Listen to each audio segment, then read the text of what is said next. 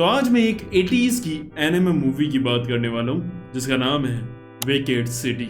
और जैसा इसका नाम है ना वैसी ही ये मूवी भी है। तुमने इससे पहले एनिमेज में डीमंस तो देखे ही होंगे, बट अगर तुमने इनके डीमंस देख लिए तो तुम्हारा दिमाग ही काम करना बंद कर जाएगा, क्योंकि इन्होंने कुछ अद्भुत ही क्रिएचर बना रखे हैं। और ऊपर से इस मूवी में काफी सारे 18+ सीन्स भी हैं, तो कृपा करके इस वीडियो को अकेले में देखना। तो चलो सीधा स्टार्ट करते हैं। साथी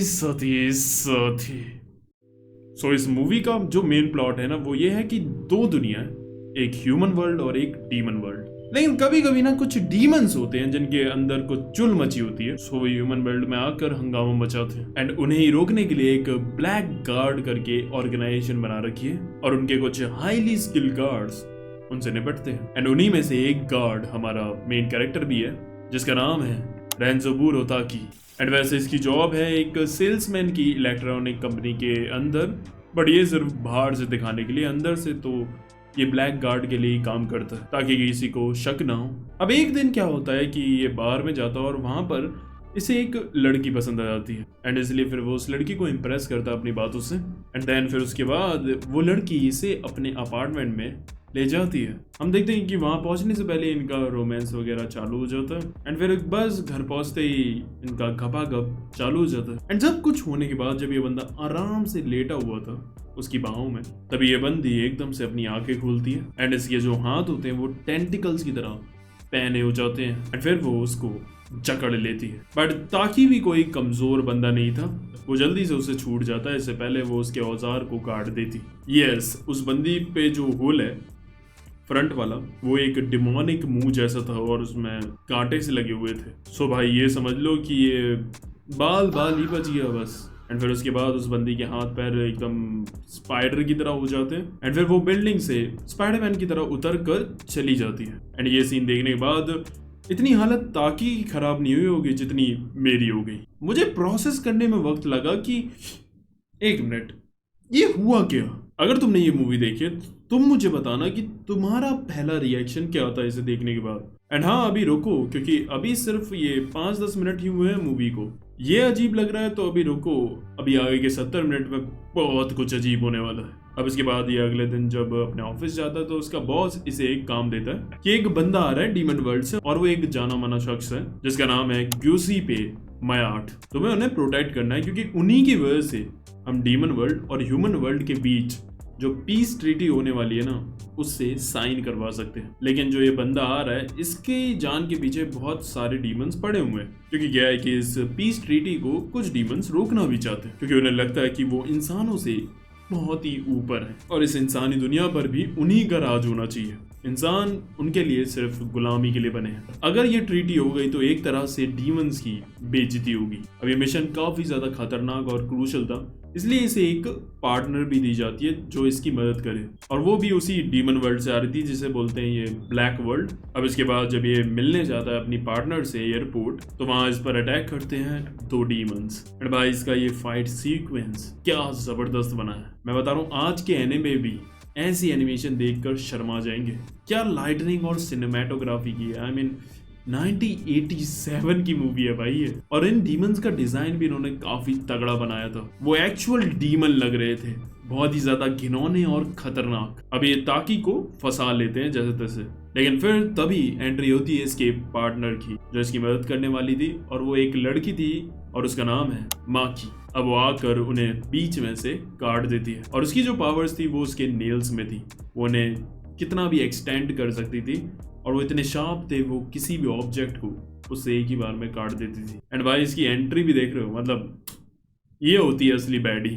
अब इसके बाद ये इंतजार कर रहे थे मायाट का, लेकिन तभी वो देखते हैं जिस एयरप्लेन में वो आने वाले थे उसे लैंड होने से पहले ही उड़ा दिया जाता है। अब ये दोनों की फट जाती है कि भाई एक बंदे को रोकने के लिए इन्होंने इतने सारे बंदे को भी मार दिया। लेकिन तभी हम देखते हैं साइड में मायाट को। वो कहता है मेरी साइकिक पावर से मुझे पहले पता चल गया था कि इस फ्लाइट में मेरे को खतरा है, इसलिए मैं पहली वाली फ्लाइट से ही आ गया था। अब इसके बाद फिर वो उसे ले जाते हैं एक होटल प्रोटेक्ट करने के लिए, लेकिन फिर वहां पर भी उन पर अटैक होता है एक काफी खतरनाक डीमन का। एंड उस साले पर पता नहीं क्या साउंड की पावर थी, उस साले ने चीख कर एक गार्ड के तो हाथ ही फाड़ दिया पूरा।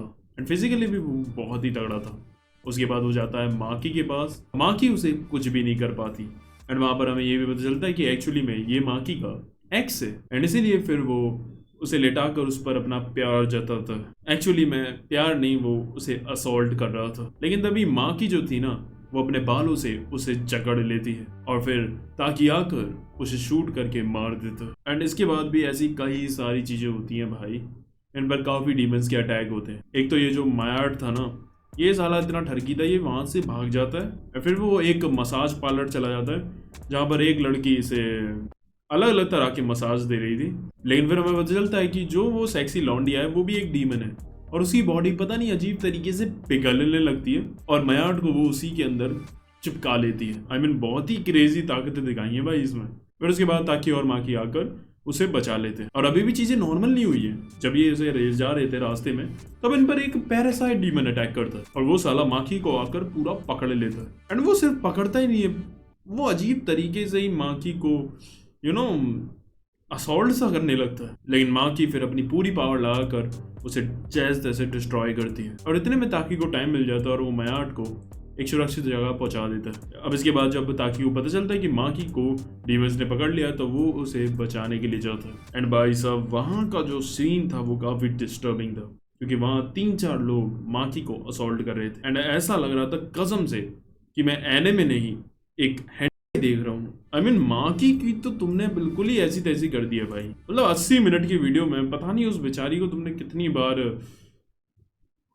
असॉल्ट करवा दिया। अब इसके बाद इनके जो मेन बॉस से इनकी बैटल होती है जो काफी ताकतवर होता है और उसकी बॉडी भी इतनी टफ थी कि उसकी गन का उस पर असर ही नहीं हो रहा था। लेकिन फिर तभी एकदम से कुछ बिजली सी आती है और उस पर अटैक कर देती है। तभी उसका फायदा उठाकर वो सीधा उसके मुंह में फायर करता है एंड बस इसके बाद वो वहां से निकल जाते हैं। अब तुम्हें लग रहा होगा कि अब तो सब कुछ खत्म, नहीं भाई, अभी तो सबसे अजीब बैटल आने वाली है। तो अब क्या होता है, हमारा जो मेन डीमन होता है ना, वो मरा नहीं होता है, लेकिन वो स्पाइडर वुमन को भेज देता है ताकि वो पकड़वाने के लिए। अब वो सारी जाती है उसे टनल में पकड़ने एंड पहली बात ये जो जाल शूट करती है ना, वो जाल कम और कुछ और ज्यादा लगता है क्योंकि एक तो ये गलत जगह से शूट कर रही थी। मैं सच में कहना चाहूंगा, वाह क्या क्रिएशन है। जिसने भी ये कैरेक्टर बनाया है ना, मास्टर आदमी है।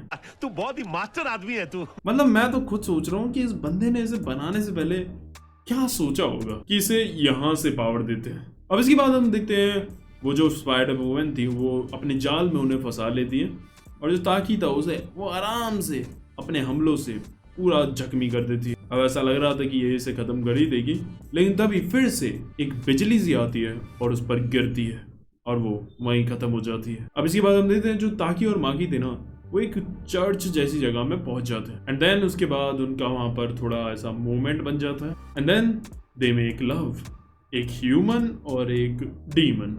मैं तो ये सोच रहा हूँ भाई, ताकि को डर नहीं लगा क्या? मतलब जैसा उसका पहला एक्सपीरियंस रहा, उसके बाद भी भाई कैसे हिम्मत हो गई कि एक डीमन के साथ, भाई कुछ भी बोलो, ये लस्ट जो है ना, ये कुछ भी करा सकता है भाई इंसान से। अब इसके बाद वहां आता है मैट और मूवी का सबसे बड़ा ट्विस्ट खुलता है वहां। वो बताता है कि एक्चुअली में ना वो दोनों उसके बॉडीगार्ड नहीं है, बल्कि वो उनका बॉडीगार्ड है और वो जो बिजली के झटके मार कर इन्हें बचाया था ना, वो यही कर रहा था। जैसे पता है तुम्हें कि उसके पास साइकिक पावर्स है और उनसे वो ऐसा कर सकता है। फिर वो उन्हें एक्चुअली में बताता है कि क्यों वो उन्हें प्रोटेक्ट कर रहा है। वो बताता है कि तुम दोनों ही हो जो अब इन दोनों दुनिया के बीच एक पीस ट्रीटी करवा सकते हो। एंड फिर वो बताता है कि ये जो सारी चीजें अभी तक हुई, ये सब कुछ मैंने पहले ही प्लान कर रखा था। तुम दोनों को मैंने स्पेशली अपने बॉडीगार्ड बनाने के लिए इसलिए बुलवाया ताकि तुम दोनों क्लोज आ सको, और इसीलिए इतने टाइम तक मैं नाटक भी कर रहा था और मैं ही तुम्हें यहाँ पर लेकर भी आया उस स्पाइडर वुमन को मारने के बाद, ताकि तुम एक दूसरे के साथ मेकआउट कर सको, क्योंकि ये तुम्हारी डेस्टिनी में लिखा था। एंड जो एक्चुअली में पीस लाएगा ना, वो तुम दोनों का बच्चा होगा, जिस पर ह्यूमन की इमोशन भी होंगे और डीमंस की ताकत भी। तभी वो बिना पार्शियलिटी करे इन दोनों वर्ल्ड को बैलेंस करके रखेगा। और ये तभी हो सकता था जब एक ह्यूमन और एक डीमन दोनों सच्चा प्यार करें एक दूसरे से, और वो बच्चा अभी माकी के पेट में ग्रो कर रहा है। अब चलो तुम्हें जल्दी उस पीस ट्रीटी के लिए निकलना होगा। लेकिन तभी हम देखते हैं जो मेन विलन था वो दोबारा रिकवर होकर वहां पहुंच गया था। अब उनकी वहां पर फाइनल बैटल होती है और वो काफी ताकतवर हो गया था। वो यहाँ तक कि मयार्ड को भी एक ब्लैक स्पेस में फंसा देता है और उसे रोकना एकदम नामुमकिन हो रहा था। लेकिन तभी हम देखते हैं जो माकी थी, क्योंकि अभी उसके अंदर ताकि का फ्लूइड गया था और उसका बच्चा इवॉल्व हो रहा है, तो इसलिए वो भी इवॉल्व हो जाती है और उसके अंदर कई और पावर्स आ जाती हैं, जिससे वो काफी पावरफुल हो गई थी एंड फिर वो उस डीमन को खत्म कर देती है।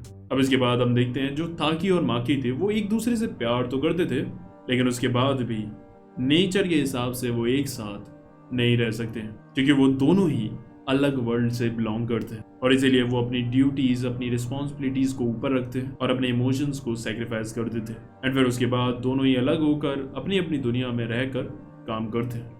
सो यही थी विकेड सिटी की स्टोरी। मैं सही बताऊं, इसमें सब कुछ था। धमाकेदार action, amazing animation, full dark गोर और disturbing scenes and shocking plot twist भी। देखा जाए तो इसमें है कुछ अजीब सीन्स, बट वो भी एक अलग एक्सपीरियंस है। Overall it is a very good movie, क्योंकि भाई वो तुम्हें शॉक तो कर देती है कई मोमेंट्स पर। सो मैं इतना ही कहना चाहूंगा कि तुम्हें एक बार जाकर ना ये मूवी खुद देखनी चाहिए, क्योंकि काफी सारी ऐसी चीजें थी जो मैं तुम्हें यहाँ पर तो नहीं दिखा सकता हूँ, क्योंकि YouTube फिर बुरा मान जाएगा। बाकी कमेंट करके बताना कैसी लगी ये वीडियो, और पता है ऐसी और भी कुछ 80s और 90s की एनिमेज हैं जो काफी खतरनाक और बढ़िया है इसी की तरह। तो बताना मुझे ऐसे और एनिमेज को भी कवर करना चाहिए तो, और बाकी तुम सजेशन देना कि मुझे और किस एनिमे पर रिव्यू करना चाहिए। बाकी ऐसी और वीडियोस देखनी है तो इंतजार मत करो, इन दोनों पर क्लिक मारो। आज के लिए बस करते हैं, आरिगातो।